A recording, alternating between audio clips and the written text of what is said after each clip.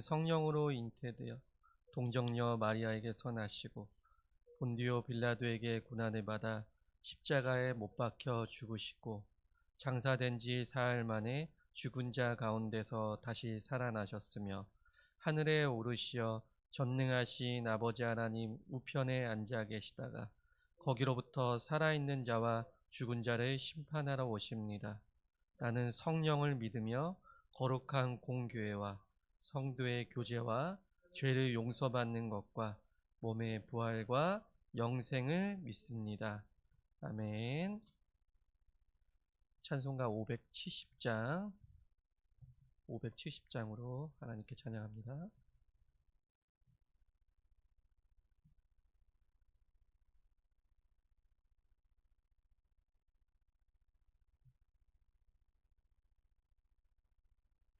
주는 나를 기르시는 목자요, 나는 주님의 귀한 어린 양. 푸른 풀밭 맑은 시냇물가로 나를 늘 인도하여 주신다. 주는 나의 좋은 목자, 나는 그의 어린 양.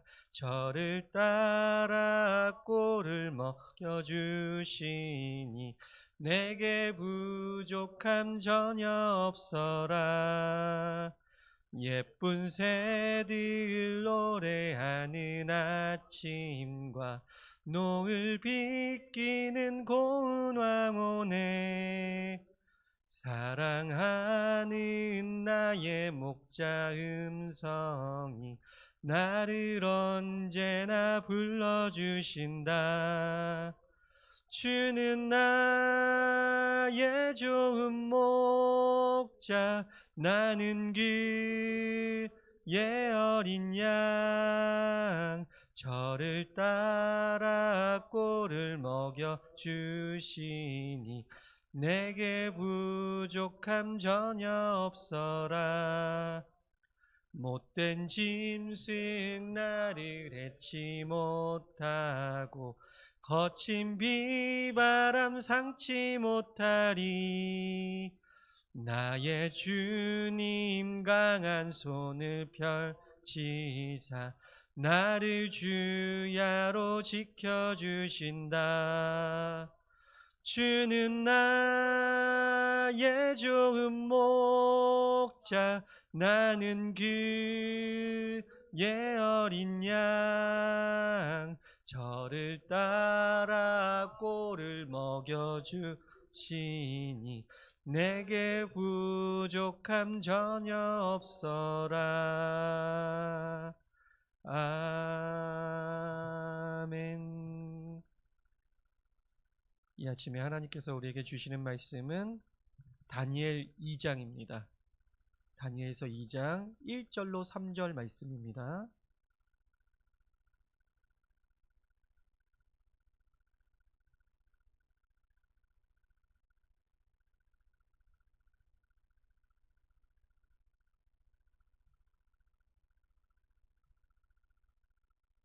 다니엘서 2장 1절로 3절 말씀 우리 한 목소리 한 뜻으로 합독하겠습니다.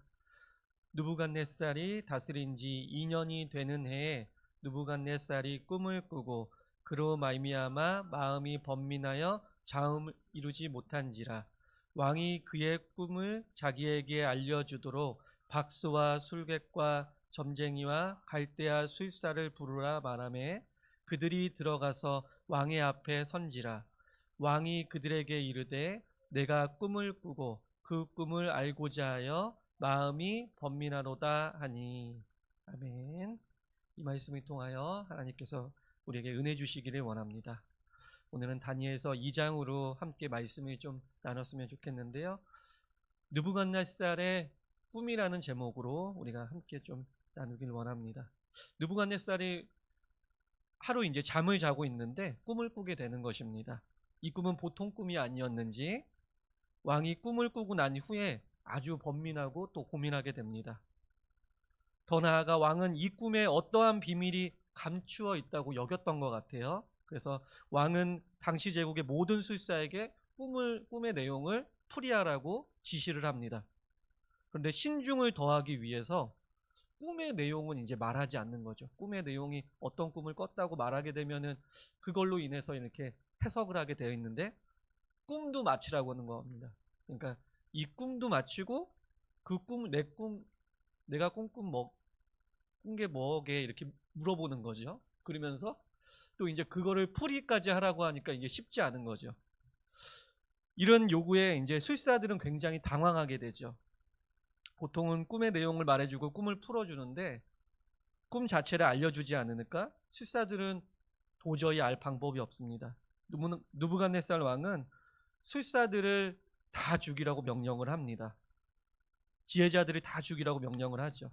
왕은 이 꿈을 풀이하지 못하는 이들을 왕의 근위대장에게 명령해서 지혜자들을 다 죽이라고 이제 명령을 하게 되는 거죠. 그 장면이 성경의 2장에 이제 기록되어 있습니다. 14절, 16절에 보게 되면은 다니엘은 왕의 근위대장 아리옥이 왕의 명령을 수행하러 갈 때 그를 이제 설득하고 있는 것이죠. 잠시만 기다려 달라고 요청을 합니다. 그리고 왕의 꿈과 해석을 알 시간을 달라고 구하게 됩니다. 다니엘은 이때 어떻게 행동했나요? 다니엘의 믿음의 친구들, 새 동력자들에게 기도를 부탁합니다. 그리고 자신도 하나님 앞에 엎드려서 간구하는 것이죠. 그때 기도하는 중에 환상으로 꿈의 비밀을 보게 됩니다. 하나님께서는 이 모든 사건을 미리 알고 계셨고 또한 다니엘을 통해서 왕의 꿈을 해석하기로 이미 작정을 하셨던 것이죠. 그렇기 때문에 다니엘에게 꿈을 보여주시게 됩니다. 하지만 다니엘이 믿음의 눈으로 기도하기까지는 하나님께서 알려주시지 않고 기다리십니다. 그 이유는 다니엘이 기도를 하고 응답을 볼 때 참으로 이 일이 어느 분이 하셨다? 네, 하나님이 하셨다고 알게 하기 위함입니다. 하나님께 진정으로 영광을 돌릴 수 있게 함입니다. 그러니까 하나님의 때가 있다는 것이죠. 우리의 인생에도 여러 가지 어려움이 찾아올 때가 있죠. 그때 하나님은 우리의 기도 소리를 듣기 원하시는 것입니다. 때로는 다니엘의 새 친구들에게 부탁했던 것처럼 우리도 우리의 동역자들에게 기도를 요청해야 될 때도 있습니다. 긴급한 기도나 간절한 기도는 이렇게 함께 기도할 때 하나님의 뜻을 나만 보는 것이 아니라 나의 기도 제목을 통해서 나를 위해서 기도해 주는 사람들도 함께 볼 수 있다는 것이죠. 다니엘은 이처럼 동역자들과 함께 기도하였고 분명한 하나님의 역사를 보게 됩니다. 20절에서 23절에 보게 되면은 다니엘의 기도 속에는 하나님을 향한 신실한 믿음이 담겨 있습니다. 하나님의 위대함과 또 때와 기한을 정하시며 왕들을 폐하시고 세우시는 주권자임을 고백하게 됩니다. 다니엘은 알고 있었던 것이죠. 그 신분은 비록 포로였지만 다니엘을 바벨론으로 부르시고 이 일이 벌어진 모든 시간과 또 모든 환경 가운데 하나님의 뜻이었다는 것을 이미 알고 있었습니다.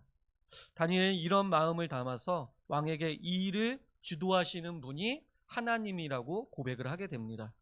꿈을 말하는 것은 자기의 지혜가 아니라고 얘기를 합니다. 여기서 다니엘의 겸손이 나오는 것이죠.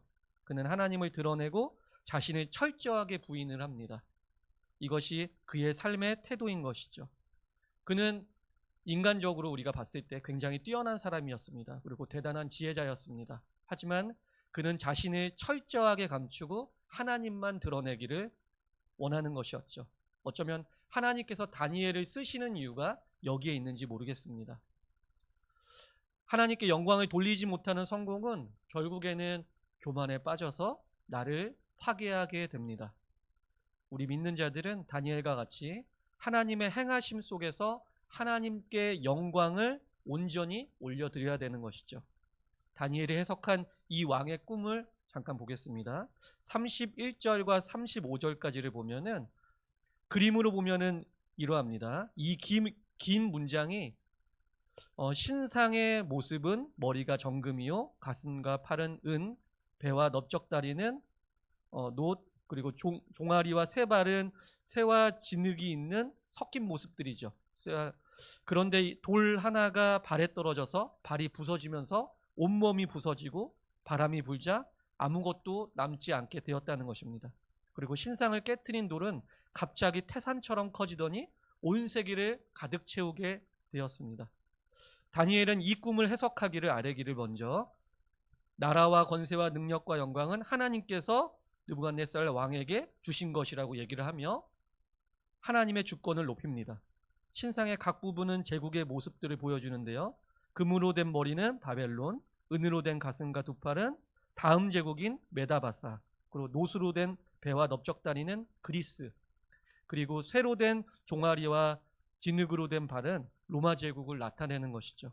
앞으로 역사는 계속해서 움직이고 시간은 지나가고 권력도 바뀌게 될 것임을 말해주고 있습니다.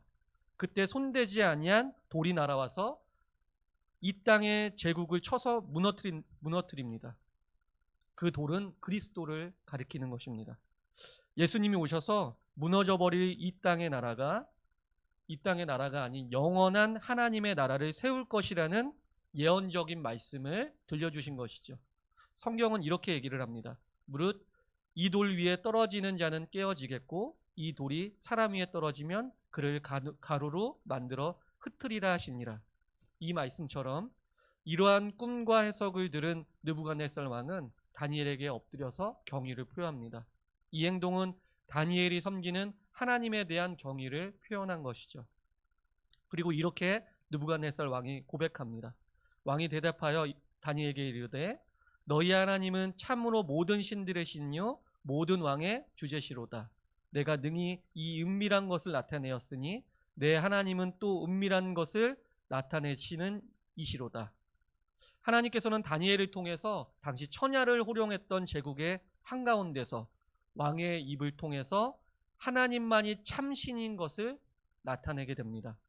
이후 왕은 다니엘을 높여서 바벨론 전체를 다스리는 권세를 주게 되었고 그의 요구대로 세 친구들도 바벨론 지방에 맡겨서 다스리게 됩니다.